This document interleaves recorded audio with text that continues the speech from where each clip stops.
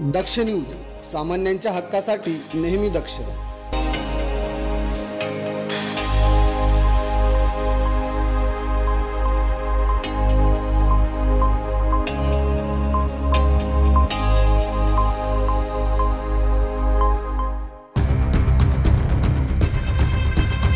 नाशिक जिल्ह्यातील फुलशेती वाचवण्यासाठी आता शेतकरी रस्त्यावर उतरू पाहत आहेत.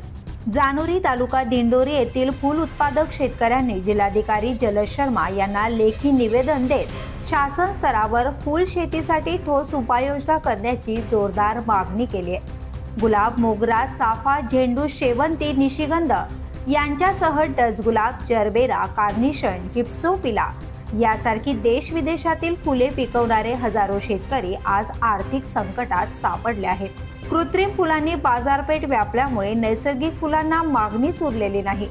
ऐन सणासुदीला देखील शेतकऱ्यांना योग्य भाव मिळत नाही.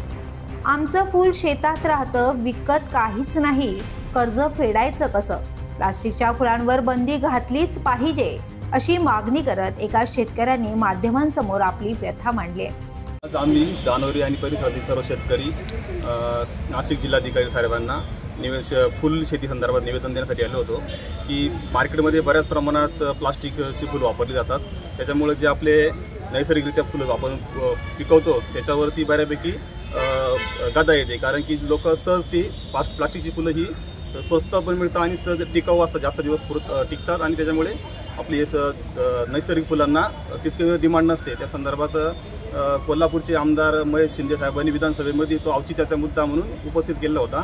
त्या धर्तीवरती आम्ही नाशिक जिल्हाधिकारी साहेबांना एक निवेदन दिलं सर्व शेतकऱ्यांतर्फे आणि त्यांना पुढील कारवाईसाठी त्यांना विनंती केली आहे. मी सर्व शेतकरी आज नाशिक जिल्ह्यातून कलेक्टर साहेबांना प्लॅस्टिक फुलं बंदी करण्यासाठी निवेदन देण्यासाठी आलेलो होतो. माझ्या मते 2022मध्ये मुख्यमंत्री साहेबांनी हा मुद्दा मांडलेला होता, तर तो काही रन झाला नाही. तर आता जिथे जिथे फ्लोरिकल्चरचा विषय होतो तिथून आवाज उठायला सुरुवात झाली. तर आमचे पण एवढेच निवेदन आहे की प्लॅस्टिकचे फुलं बंद व्हावेत आणि जे रिअल फुलं आहे त्यांना मागणी वाढवावी, यासाठी आम्ही सर्वजण आज इथं जमलो होतो. नमस्कार मित्रांनो, आपण नाशिक जिल्ह्यातील फुल उत्पादक शेतकरी म्हणून आदरणीय जिल्ह्याचे कलेक्टर साहेब यांना एक प्लास्टिक फुलं बंद या संदर्भात छोटंसं निवेदन दिलेलं आहे. फ्लावर ऑफ कौन्सिल ऑफ इंडियाच्या माध्यमातून ऑलरेडी आपण हे सर्व प्रयत्न करत आहोत आणि आदरणीय कोल्हापूरचे आमदार महेशजी शिंदे यांनी पावसाळी अधिवेशनामध्ये प्लास्टिक फुलं बंद झाली पाहिजेत आणि प्लास्टिक फुलांमध्ये काय रिॲलिटी आहे आणि शेतकऱ्यांचे काय संघर्ष आहे त्याच्यामध्ये, या धर्तीवर त्यांनी खूप छान तो अधिवेशनामध्ये विषय मांडला.